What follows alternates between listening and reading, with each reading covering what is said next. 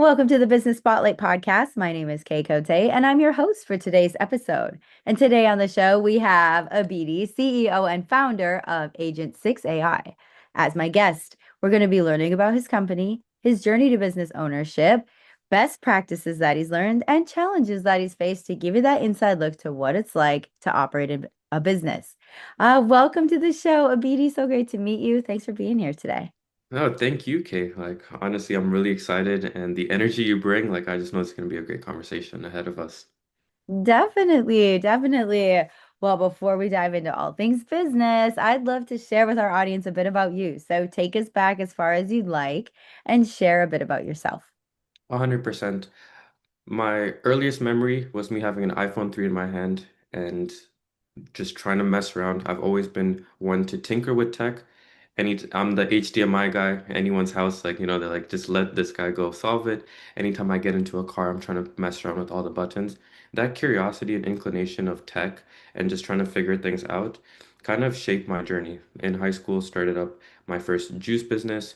Skipping past a little bit, was able to go and study at, I'd like to say some pretty prestigious real, educational institutions, such as the Smith School of Business and the National University of Singapore, where I actually studied AI. But I would like to say forefront, school didn't help me get here. It was just everything outside of school. And that's kind of what's been my journey of just trying different things, different avenues in terms of business opportunities, seeking mentorship, trying to start up an app, joining a startup, and I've also been very fortunate in my own regards to never have been in a corporate organization. So I've always been kind of like free-minded in where I am. What brings me to today?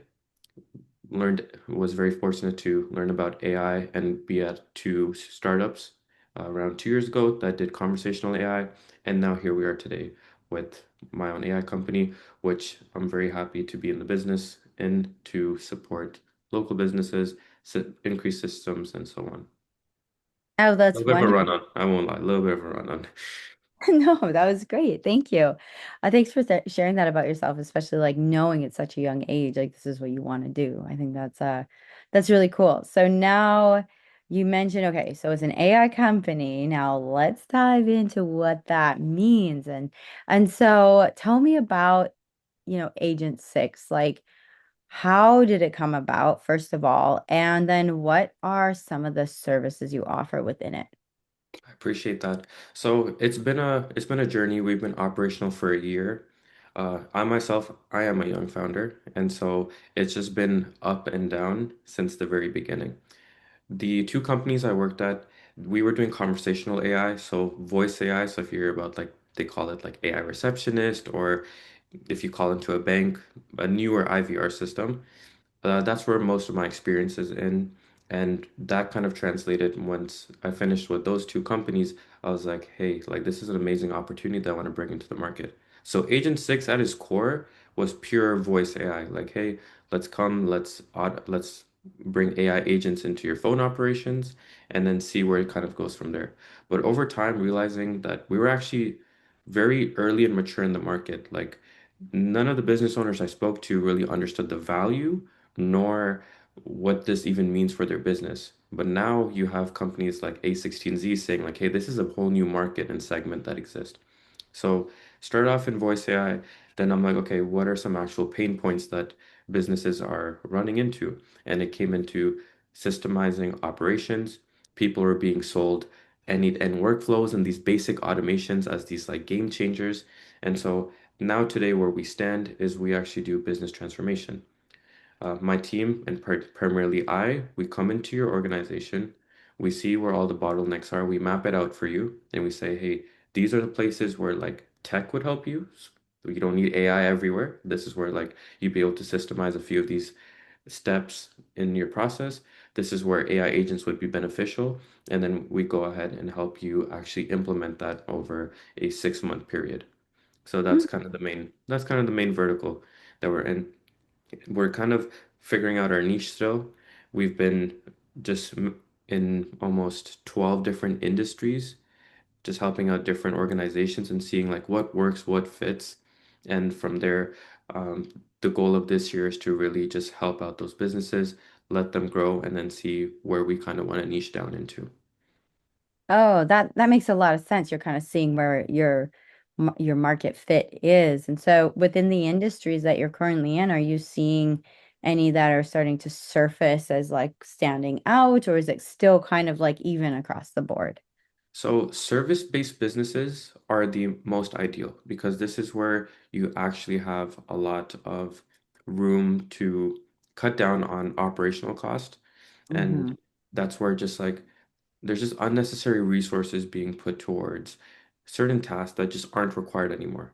You're the role of a service-based business is to provide as high of a quality service as possible, right? And so that usually comes with a lot of overhead, and we look at trying to support that.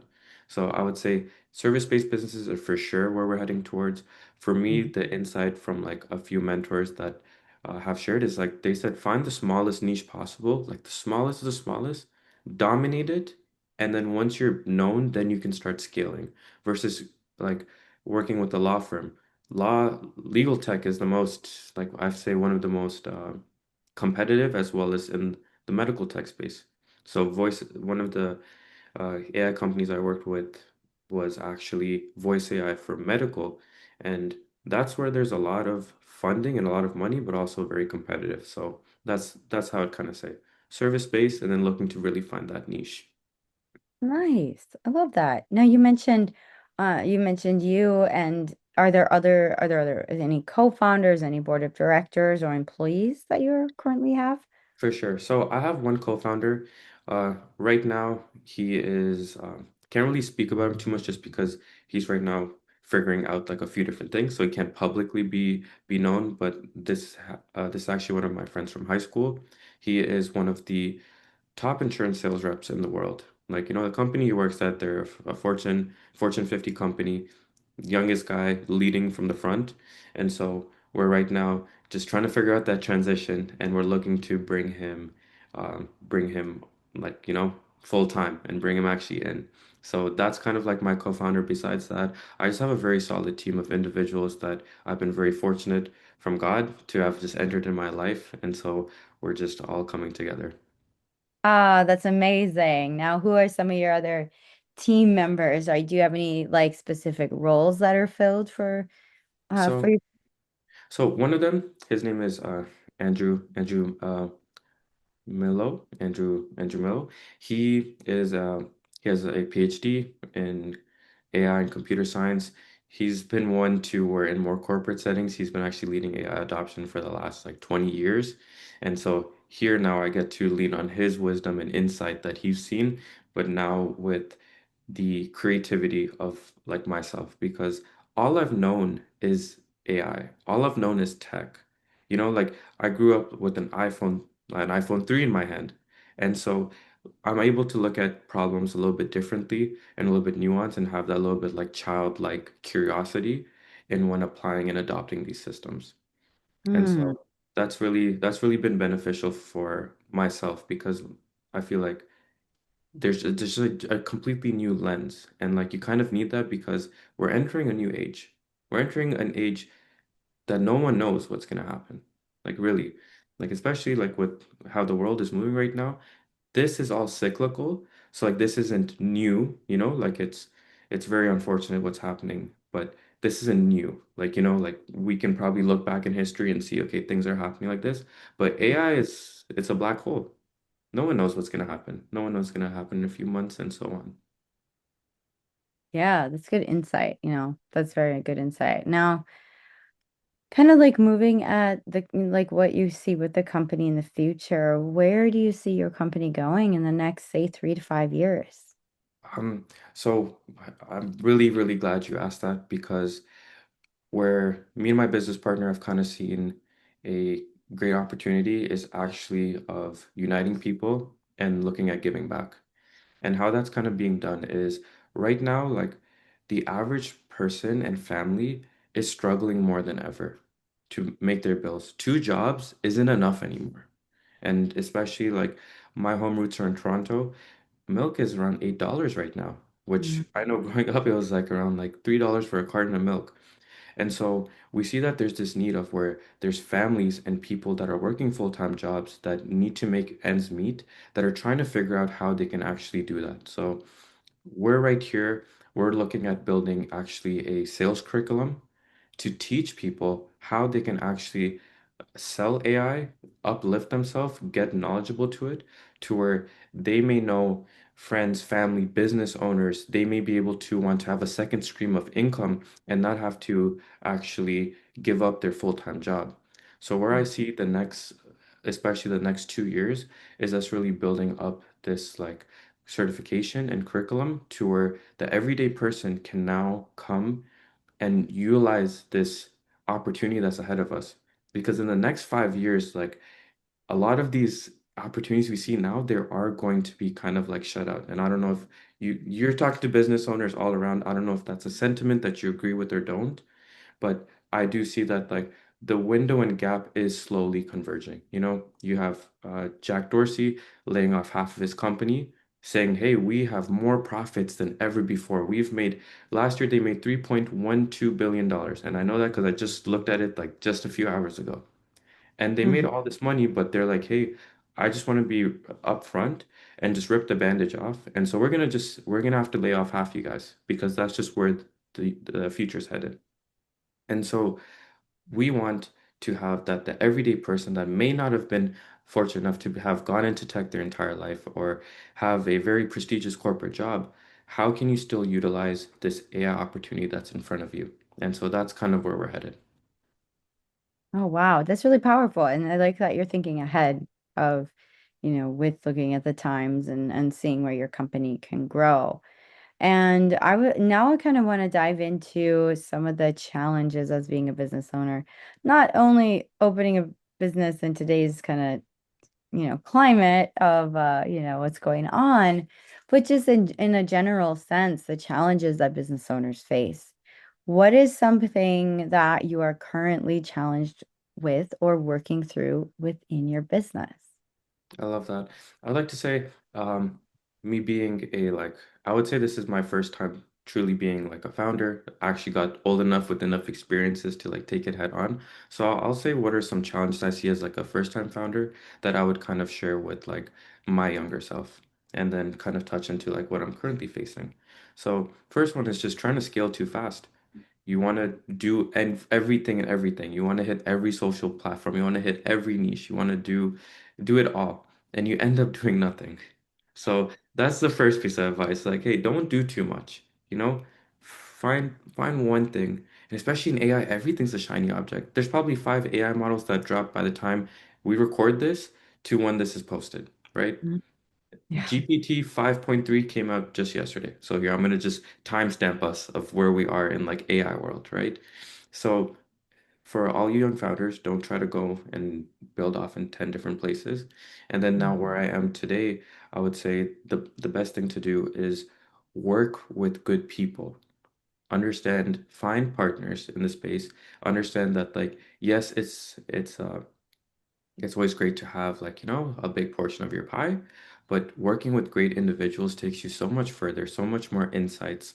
And now today, like that's where I stand. Like I'm really open to meeting individuals and seeing like, hey, firstly, like, are you a good person? And that's through conversations. And if you're not, like understand like that's like rats in a McLaren. Like you want to keep people like that away, even if there may be benefits. There may be benefits, but it's not worth it at the end of the day to bring that into your house. That's very powerful. Very like a golden nugget of this conversation is like, yeah, keeping your I like that rats in a McLaren. Rats in a McLaren. Yeah, That's a good analogy. I yeah, just that's, pictured a you, car. I'm you like, don't want no rats in the McLaren. Like that's really important. yeah, that is so true. That is true. So now, as you're moving forward in business, I have a couple questions I want to ask you. First one, you mentioned work with good people. So are you looking to hire positions, or what does that look like for you in the next year or two? So, on the fulfillment side, I have a very solid team and partners that exist. And so there are like again, I don't try to do everything. There's certain things Like for example, like a mobile app development, I have one of my friends where they specialize in it. So fulfillment I have really like set up. It's the getting that's this the sales side of it where I mentioned of trying to bring people. So that's where like I'm within the next 2 months right now finishing up like the curriculum and course, looking to bring as much value in this as possible to where the person by the time they leave, not only can they sell AI like they can sell AI for any company. Like we're really trying to upskill this next the next like generation of like salespeople because distribution is right now the most sought after thing in AI land. A VC, all they're going to ask you is what's your distribution? What is your moat? Technical moat doesn't exist anymore. We've kind of all established this. Someone creates something, 10 of them pop up within 24 hours. Mm, Data data is a moat of a kind, but that again is you can have great data, but if you don't have distribution, you don't have anything, right? And so right now, that's really what we're looking at focusing on.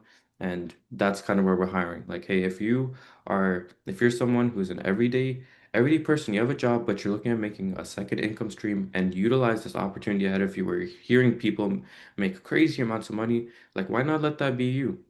And that's just really important to me because I myself come from a low income background. Like my whole life I've lived in government housing. And so this notion of giving back to those who like need it the most is really like it's really home for me. that is really powerful that you said that. Thank you. And, you know, looking at, you know, you mentioned about the sales and the course and the development. How are you currently marketing your product and or your services to gain clients? Like, how are you putting yourself out there? So, hopping on a podcast is one of them, getting known. But the main avenues that we've actually looked at is more like direct. So we actually go directly to our leads. Like we try to actually go out, door knocking is like a really important one that we've kind of looked at of just trying to establish, especially for some of the small medium businesses.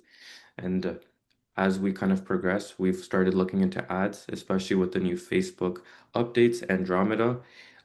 Ads are now easier than ever. So if you're a business owner, like understand, and if you haven't done ads because you feel like it's this whole maze and gate, understand it's easier than ever today. The algorithm will figure out who it's trying to go to. So that's an avenue that we're also looking through. And just trying to build a presence on like LinkedIn as well. That's kind of one thing that I've been a little bit hesitant, not hesitant, but like plate's been kind of full, but that's where I'd like to get into next. Oh, wonderful. Okay. And now, so as you look at the rest of 2026, where do you see yourself with the most growth potential in terms of it could be in the sales side, marketing, development? Where could you use the most support? So this year I see support or growth. Like where do I see the most growth happening? Let's go support first and then growth.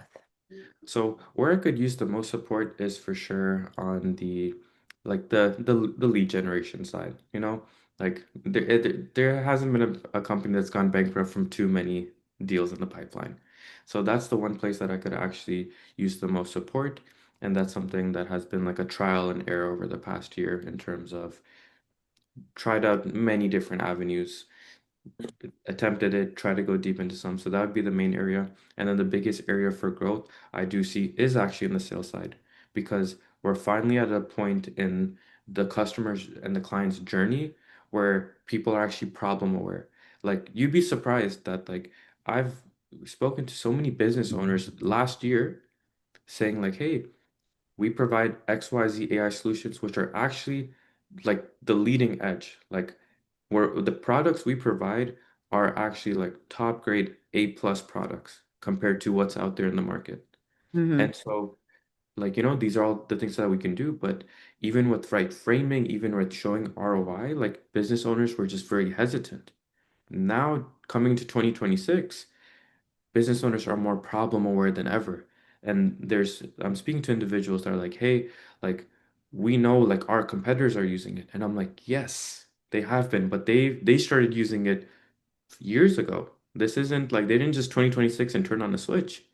And so you are already, if you're a business owner that really doesn't have AI adopted, like AI just shows that, hey, you're ahead of the times, then Mm-hmm. you're already falling behind.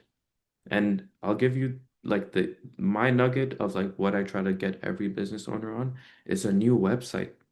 Like really, if you listen this far, think about it. When's the last time you actually updated your website? You're probably using WordPress Elementor. Are you even being shown up in AI results? Mm-hmm. You know, more people are using ChatGPT than ever. Have you actually built that out? And that's like that's actually like the first thing that like when transforming a business, we actually go and rebuild a website custom and make sure that you actually start ranking very high on these pages. So like that's kind of where everything's kind of coming into place. People are becoming problem aware of what's going on and they're looking for a solution and very fortunate to be the people that can actually provide it at such a high quality. Yeah, definitely. That's a big thing to think about, and yeah, this has been a great conversation so far. And now I want to take us through our rapid fire Q&As. So I'm going to be asking you 4 questions and just answer very top of mind. Ready? All right. Question number 1 is, what is the key to success for you? Um, grit. Gr Being able to fight through adversity, especially like doesn't matter you're a business owner or not, life does not get easier, you just get stronger. So great. That's true. That's very true. Number 2 is, what is a piece of advice you have for other business owners? The open your eyes to what's happening around you. I know you've done business a certain way all the way until this point, but times are changing faster than ever. So either adopt or get left behind. That's truth too. Thank you for sharing that. Number 3, this is kind of a fun one. It could be a book, podcast, just any piece of content that's resonated with you recently. Would it be wrong for me to shamelessly plug me and another AI founder? No. Yeah, it's the answer is all yours. So, me and another founder I met in Miami. Long story. He's out of California. His name is Matthew. He runs Cortex Labs. They're doing primarily AI for government and also business transformation. We're partners on that. Me and him, we started up a podcast where we're still trying to figure out the name. So it's still undecided. We're on week 3, but we talk about AI, entrepreneurship, and faith and God, really. Like that, those are our core pillars. And so I Mhm. feel like we are very in tuned with what's going on. We're hypersensitive. We're literally living on the edge. And so we're just trying to bring that knowledge and insight to everyone. So unfortunately don't have a name, so I can't drop it there, but we're still figuring it out. Oh, well, I might have some resources for you for how to name your Mm. podcast. I do. I can send you some for sure. No, please, please. Definitely, definitely. I'm gonna actually make a note. So thank you for sharing that. So for the final question, now this one take your time on. If I were to give you a magic wand and you had the ability to transform one aspect of your business for the better, what would it be?